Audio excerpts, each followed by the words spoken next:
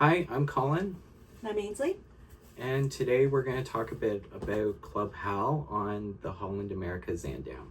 Going into it, we knew that the kids club was not going to be as robust as some of the other ones, especially the Disney cruise we just came off of. So we tempered our expectations, but we're hopeful from the website that there would be some engagement for the kids and that they'd at least be happy to spend an hour or two there, especially given the clientele on Holland America ships or going to skew older.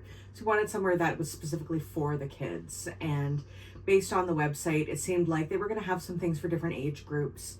Reagan was in the 4 to 7 age group. Then there was an 8 to 11. They were both in the same kids club, but it looked like there were different areas according to the website. And then Connor was in the teen club, which is the 12 to 17, and that's more of a free-form, just kind of video game area. We like spending time with our kids, and we go on vacation with the kids to spend time with the kids, but we just find it makes everyone's day a lot better if they're able to blow off steam for at least an hour or two in a day, even an hour at a time, twice in a day. It just makes the whole day go a lot better, and they have more fun, and it makes the rest of the cruise more enjoyable for everyone, which kind of gets to what I've been talking about a lot with sort of the win-win-win of kids clubs on cruises. We think about the first win, the kids. Obviously, if the kids have a good kids club with engaging activities that they enjoy and a variety of different things to do, they're going to have a better cruise experience. And ultimately, the kids are passengers too. And especially in our case on the last ship where we had 2 rooms, we're paying full fare for at least 2 of the 3 kids. So we want them to be indulged and have the same kind of fun that the adults on the ship are having, and that's part of the experience for them. The second win is parents. For us, if we can get an hour or 2, even a day, just on our own to explore the ship or do whatever we'd like to do together, knowing that the kids are in a place where they're safe and happy, that's really valuable for us.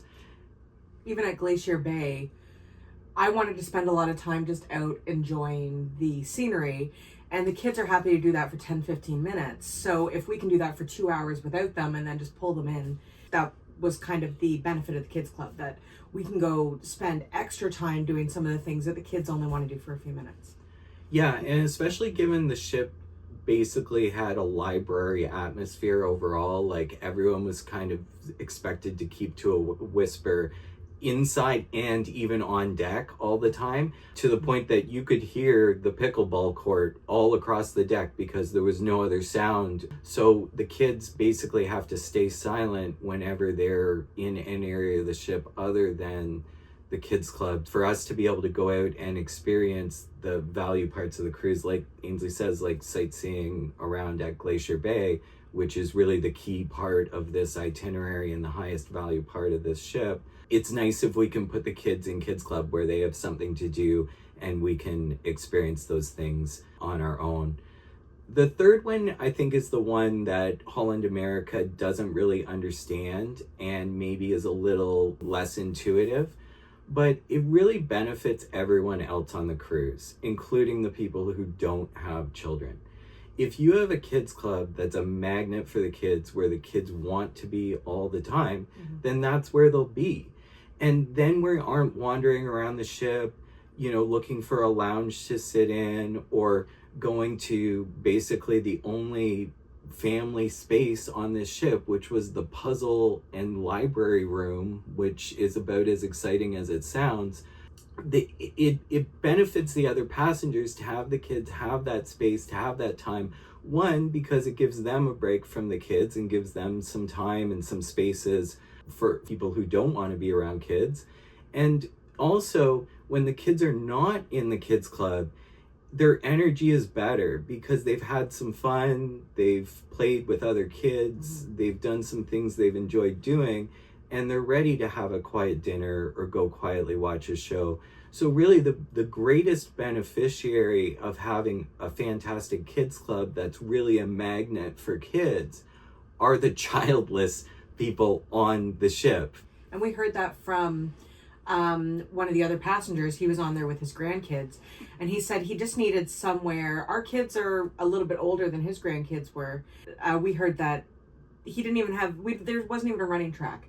There was a walking track. Everything was geared towards basically retirees and childless people. So even to get the kids out to get some steam and run around the deck, that was a faux pas. So we were really trying to be cognizant of the other guests and still make sure that the kids were having a good experience.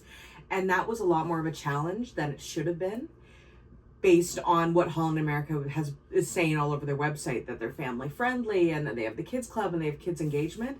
That did not ring true. And it's something that we really had to make an effort to do, and it was not reciprocal. We found that the staff and the company were not trying to make it a kid-friendly environment. Yeah, and we'll get into more details on that, but I think that's important, is that it really wasn't as it was presented on the website. And that's really the critical piece of this, is that it's presented as something that it is not. And if we had been clear, and if we had clear expectations, we wouldn't have been so disappointed.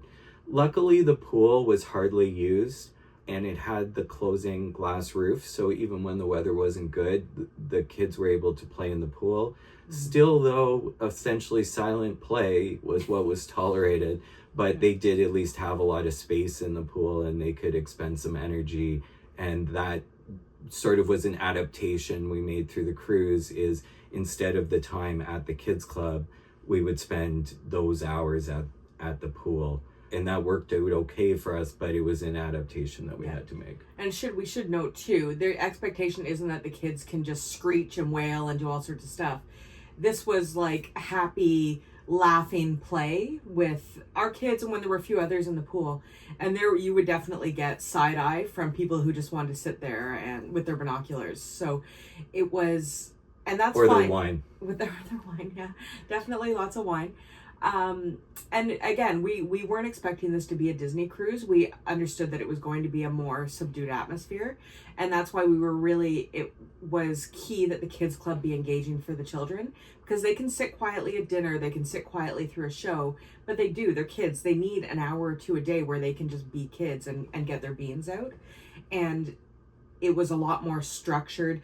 It was the equivalent of the puzzle room in the kids club, where the expectation was they sit quietly and they work on this craft and things like that. So there really wasn't that opportunity for them to get their energy out in a kid-friendly way. We considered, when we booked Holland America, we'd been on a Holland America cruise before we had kids years ago. And we knew that it was a more formal, more traditional cruise atmosphere. And actually, we wanted that because our kids have traveled a lot and comfortable in that environment. They like getting dressed up.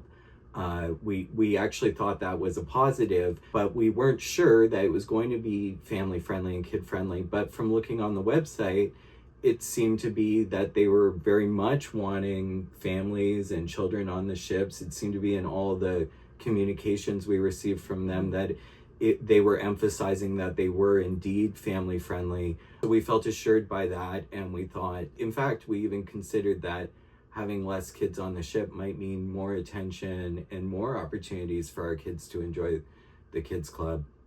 But we found that wasn't quite the case. Getting more into specifics, we kind of wanted to structure this as sort of the good, the bad, and the ugly of the kids club. And I think we'll start with the good. Reagan really found, and we do have that video of her talking about it, that she liked.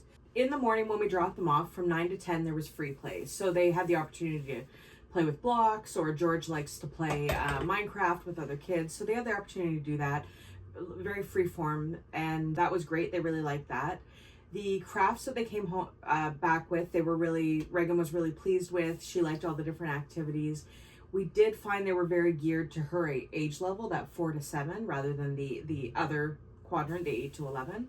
But they did enjoy that. The staff were fantastic. They were really nice to the kids. They were saying hi to them even when they were on their break around the ship. So they were engaged with them. And it was a nice, secure area, quiet area. I didn't have any worry when I dropped them off that anything was going to happen. They had a good, clear system even in the unlikely event of an emergency, getting them to their muster stations and all of that. So in terms of security and just the staff engagement, that was really good. Oh, and also because there were hardly any kids on the ship, we didn't encounter the same issues that we encountered on the Disney ship, where sometimes it was half hour, 40 minutes in line just to drop the kids off or pick them up from the kids club. This was very seamless, that we were in and out in 60 seconds. And actually shifting now to the bad and staying on that same subject, while we did feel it was secure and we had no concerns about safety and it was a very quick drop off and pickup time, the system wasn't very good. It was just that there were so few kids that it was easy to maintain. They had paper sign in and sign out sheets, which, as I said, we already have cruise cards for everyone that we use to get on and off the ship. I don't understand why the same system or an adaptation of that system wouldn't be used for the kids club. It seems like it would be faster and more secure, similar to what Disney. And from a privacy perspective, and again, this isn't a concern, but I could have very easily taken down the names, ages, and staterooms of every single child in there because it's just a piece of paper. We could have taken pictures of them. Yeah. Yeah. The other thing too is their contact system for parents. They'll call your stateroom, and then on the sign-in sheet you list where you'll be on the ship, which the nature of being on a cruise is you don't really know where precisely. We might go back to the room for a bit, we might go walk on the deck, we might go to a bar or a lounge, we might go to the pool. We might want to do a few things while our kids are in the kids club. So their system is that first they call your room, and then they come try and find you wherever you listed on the sheet. So they're going to go to that deck and just call your first name, apparently. Which is another example of just not using the systems you already have. Yeah. So why wouldn't they use the app, which everyone on the ship is using? They could even require it as a condition of registering your kids for the kids club that you have the app and they have a messaging system in the app. Or just call or text us, because we had Wi-Fi service on the ship. They have a more robust method for letting you know when your table is ready at dinner than they do for telling you if your kids need to be picked up from the kids club. And so that's definitely, it's again where they're not practicing what they preach. They're saying that they're very family friendly and they've got it all set up, but they don't have the systems in place. Yeah, and speaking to just not using the resources, they only had 1/3 of the kids club open most of the time. There were a few periods of time where they did open the second room for the smaller kids, but they mostly had all the kids from age 4 to 11 in the same room doing the same activity at the same time, on the same schedule, on everything exactly the same. And they had this room with all these TVs and video game systems that was never open. Even during free play, it wasn't open. Even during free play. And I just don't understand. And that was part of what we talked to our kids about when we were going on the ship. And again, we're not dropping our kids off at the kids club for 6 hours to play video games. It's like an hour, maybe 2 1-hour periods during the day. If that's what they want to do. Well, even if we were, there are adults going to the casino for 6 hours. They're on vacation. They can do what they want. I saw people ordering alcoholic drinks at 9:30 in the morning. So we could let the kids play video games for a couple hours. And it is fun for them to try different games and maybe different game systems that they don't have at home. It's what the kids in that age group are interested in. And especially for our 8-year-old, it would have made his experience a lot better. And that's what both George and Connor on the Disney ship, that was how they made friends initially. Was it's hard to go up to a kid and just start a conversation, but if they both have a controller and then they start talking, it allows them to get friendly a lot quicker. And that was really missing. There was one game system with the teachers overhead and all the other littles kind of running around, so they missed out on that opportunity to really connect with one another too. And especially when there was no like active play area or playground or other types of activity spaces, and the only option is to do the prescribed craft activity. It felt very and we'll get more into this when we talk about the response from the staff, but it felt like a very paternal approach where they were going to decide what was good for the kids rather than the parents or the kids themselves. And I don't think that's kid or family friendly by definition if they're going to determine what is best for them or what the best activities for them will be. Well, we actually have the note from the assistant cruise director, because we did on day one. George said, I don't want to go back. It's like school. So we went to the front desk just to say, listen, this is, of the three, this is the easiest going kid. So if he's saying there's a concern, there probably is a bit of an issue. And we asked, just, is there an option? If they're all doing crafts, is there an option for him just to opt out and do the video games? And we got back a very paternal note from the assistant cruise director explaining why these were set up a certain way. And again, it's just sort of this idea that the kids aren't customers, they're not passengers, they're not on vacation. Yeah, and we thought what we were asking for, like, we're not complainers at all. Like, we are not the kind of people who are going to spend the time or energy to go complain about something. It's just, we could see this was a major issue. Our kid who loves Kids Club, who this is the whole thing on the cruise for him, is saying he doesn't want to go back. He doesn't even want to try it again because it's like school. What we're asking for is pretty reasonable. You know, let's go to the customer service desk. We're just going to ask that he, in the same room, in the same space, with the activities and games that are already in that space, that he just be allowed the freedom to maybe play with the other games or engage in the other activities if he doesn't choose to participate in the craft that's scheduled at that time. And really our expectation was that it was going to be an easy correction. Even when we talked to the staff about it, they sort of had indicated that that's how it used to be and this was a recent change.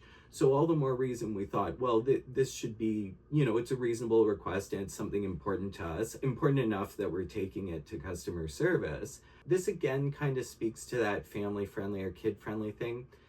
They really didn't seem to care. The response we got back, as Ainsley said, was kind of flat and paternal. We were willing even to sit down and explain a bit more, like what we're saying as we're doing now, why this is a good idea for us and for George and for the ship community as a whole. But they didn't have any interest to take that time or give us that opportunity.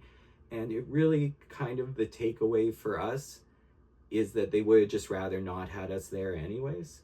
So well, they would have rather have us there with the kids locked in the room or sitting and reading a book the whole time, which is not necessarily based in reality. And we did get some of the staff kind of showed their cards a little bit, that the one employee did say, oh, I know, I understand, I used to work on Norwegian, which right away triggered, yeah, she's acknowledging that this is not the best Kids Club experience. And we also had the one elder come on to the ship in Glacier Bay, and he made a couple comments that, oh, so yeah, we'll make this work. This is the smallest kids club I've ever seen, or, oh, not much room here, or, oh, it's like, and so this is a guy who his whole job is getting on cruise ships to do talks and games with the kids in the indigenous language.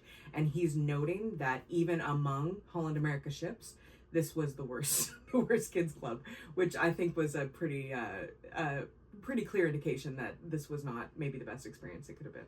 That portion was great. It was a little bit painful just to look outside at the beautiful scenery and be locked inside. But Frank, I think his name was, right? He did a great job engaging with the kids. It was fun. It was funny. It was light. It was about the right amount of time. It was great. Yeah, it was, besides the fact that this is the first nice day we've had and we're inside, he was wonderful and he was very sweet with the kids. And that was a very nice part of the experience. Another thing, just in terms of decision making that could have been done better, and this is not unique to Holland America, but I really think that the age groups on the kids should be set so that there's a group in between the teenagers and the kids. Our 12-year-old being in with 17-year-olds, there's a huge gap there, and it was very difficult for him to find people to make friends with, which kind of segues nicely to the ugly. Probably the worst part of the kids club was the group for our 12-year-old, the 12 to 17 group, because other than just having a room, there basically was nothing at all. There was never anyone there to facilitate or support kind of the kids getting to know each other or engaging in activities. often our 12-year-old would have to go to the other kids club to just find someone to even open the door, because they didn't even come to open up in the morning. And worse, a lot of the activities for teens on the schedule didn't happen. Like the one day Connor waited all day to do teen meetup for basketball at 4 p.m., which was on the itinerary on the app. And then he showed up to the basketball court and there's people there playing pickleball. And we feel like at minimum there should be a staff member there to say, hey, you know, basketball's on the schedule right now. We're clearing the court for basketball. And ideally maybe even try and get a game started or get the kids playing together, just as a bit of an icebreaker and to help the kids have fun. And that was a problem too, is that because there's no staff there, if a kid comes in and they're by themselves, they're going to sit there maybe for 5 minutes and then they're going to leave because nobody else is there.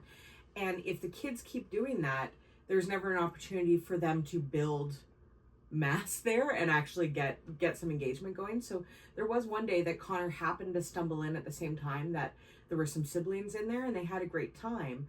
But without a staff member there, even popping in every 30 minutes or something, he had to figure out how to turn on the TVs. He had to figure out where the games were. He had to help at one point. They should have been paying him. They had to help at one point. He had to help at one point get another kid to get the video game going, which is just, it's insane that even for the basic stuff, I mean, they used the room for additional chair storage as much as they used it for a kids club, that there was just chairs stacked up in the corner. And I'd say for a ship with 500 crew, cost cutting by shaving a staff member too on the kids club, going back to our win-win-win thing, it's not a good cost benefit decision. Well, and they could have also, even if it's not somebody there full time, pop in every 30 minutes, because there were times where Connor was there 2 hours and he didn't see another person, and that's pretty depressing. Like the poor little guy, and he was trying, but there was not a lot of engagement. A lot of the kids were feeling deflated, and we even heard another parent picking up their kids from the other kids club and saying, I just want to play some video games, I don't want to do origami. So it's one of those things that the kids are trying, the kids want to engage, and there's just nothing there for them, which is pretty disappointing. Yeah, and just to recap, the other public spaces on the ship when the kids aren't in the kids club: pool, which we mostly made use of, the puzzle room / library / classical music across the hall. Yeah, there's the classical music lounge where people get mad if you even walk by while they're playing. As adults. Yeah, not even with kids, yeah, as adults. Just if you just walk by silently, then people look at you and give you stink eye. Then there's bars and lounges, which when there was music playing, we did make use of those just for partly for lack of other options. Plus I enjoy live music and it's nice for the kids. The bartenders actually were great. They would make the kids fancy mocktails and treat them really, really well and gave them a good experience. So oddly, the bars and lounges ended up being one of the more comfortable spaces for us. And I will say, again, it wasn't a staff issue.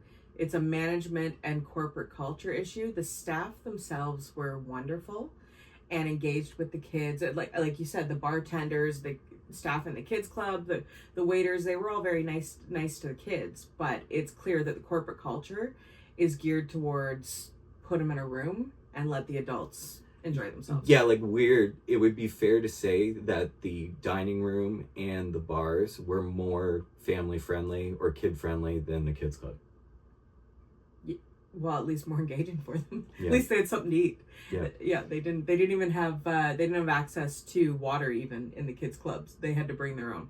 So we don't recommend Holland America, certainly not the Zaandam if you have kids. It's great ship, the food's great, the itinerary was fantastic. We had a great time overall. Yeah.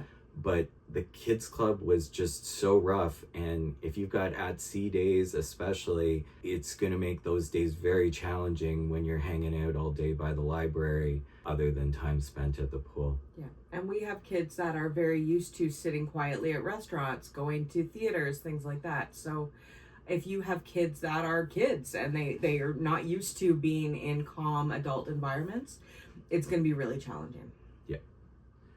So I think that's it for our Club Hal talk through. Okay, well, we'll see you next time. Bye.